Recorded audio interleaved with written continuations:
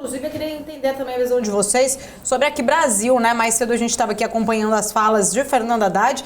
Ele trouxe ali mais uma vez a oportunidade de trazer ali a importância, né, do Banco Central em baixar os juros, principalmente citando este caso aí como exemplo. Queria entender um pouquinho da visão de vocês também em relação à nossa taxa Selic. Será que isso pode trazer, de repente, né, uma pressão maior, né, para a política autoritária monetária? A gente já viu na semana passada muita gente debatendo, principalmente setor privado, né, tanto a crise de crédito, quanto isso também estaria influenciando a falta do crescimento brasileiro por conta desses juros mais altos, que também estariam inviabilizando aí o giro de crédito para as empresas privadas. Queria entender também agora, né, mais uma vez, Fernando Haddad aproveitando aí o ensejo e tocando nessa ferida, nessa situação, vamos dizer assim, dos juros mais altos. Como que você avalia o respingo aqui, James, em relação a esse caso do SVB? E também, né, se isso você acredita que pode trazer pressão para a nossa política monetária? Bom, com certeza, se tivermos um caos nas próximas semanas, vai impactar muito, não simplesmente a questão de parada do ciclo de alta de juros nos Estados Unidos, mas aqui também. E eu acho que tem dois lados que eu quero comentar sobre a taxa Selic aqui. Que nosso juro real é sustentável de jeito nenhum. De jeito nenhum.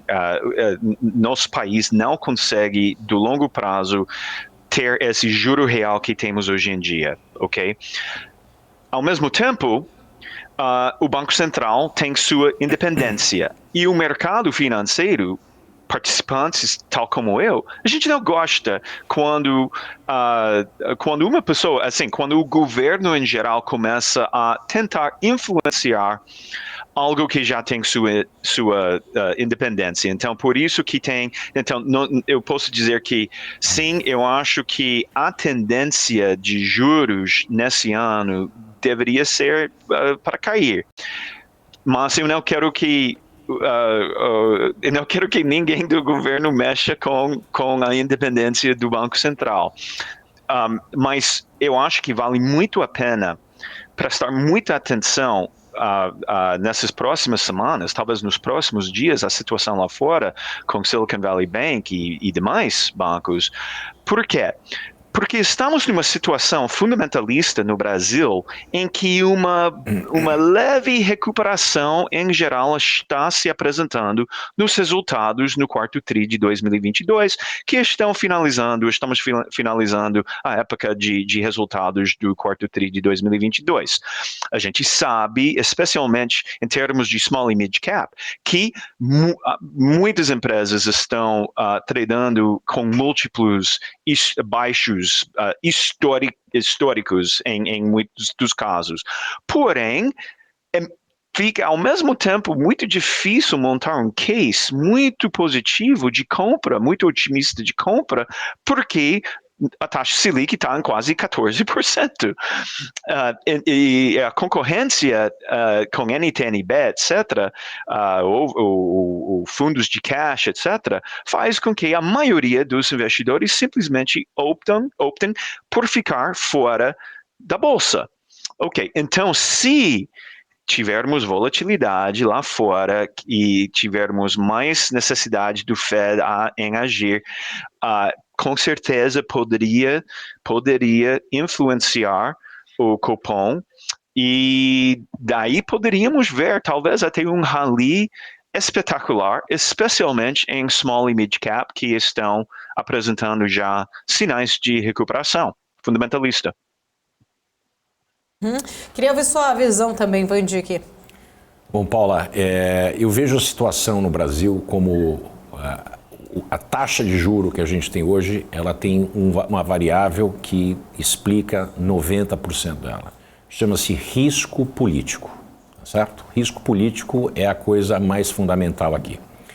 A taxa de juro não tem lugar para ir, a não ser que seja apresentado primeiro um plano de arcabouço fiscal que conte para a gente, que mostre com uma lanterna o fim do túnel. quanto que a gente vai gastar, como é que vai crescer esses gastos, como isso vai impactar o endividamento, vai fazer o endividamento cair, em quantos anos a gente chega em métricas similares a outros países com economias parecidas com a do Brasil. Nós somos uma economia de middle income, tá? de renda média. Entre países de renda média, nós temos não mais do que 50% de endividamento público perante o PIB. Portanto, o Brasil tem que fazer um projeto fiscal que seja crível e execuível, que vai impactar, vai produzir uma queda do endividamento e vai ter uma redução de gastos ou gastos que são mais em linha com o crescimento do PIB. Não crescendo o PIB, não pode gastar mais. E essa é a regra do jogo. No momento que a gente tiver um arcabouço fiscal com um plano de ação execuível e crível, seguido de ações de fato, existe espaço para queda de juros, porque grande parte da inflação é ocasionada exatamente por esse consumo do governo. Se a gente não tiver o controle de gasto do governo, a inflação não cai e juro não pode cair. Uma vez que no governo passado, porque isso aqui não é só obra do governo novo, né? O furo do teto de gasto, abrir mão da política fiscal como uma alternativa à política monetária ou uma irmã da política monetária para combater a inflação, a gente abriu mão disso no ano passado.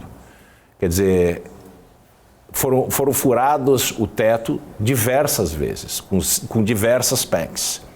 Então a gente tem que lembrar o seguinte, que o governo tem que ganhar de novo a credibilidade, ele perdeu a credibilidade do lado fiscal e a gente só sobrou no mundo de combate à inflação. Imagina que a gente seja um exército, a gente abriu mão ao abandonar o arcabouço fiscal das armas convencionais. Então as únicas armas que restaram para combater a inflação são bombas atômicas, são armas nucleares, que é a taxa de juro. E a taxa de juro com o tamanho o que ela chegou em função dessa inexistência de um arcabouço fiscal. Portanto, eu vejo que só existe possibilidade de queda de juro, sem que seja por pressão política, se o governo apresentar um plano fiscal que faça sentido e que possa ser executado e comece a ser executado rapidamente.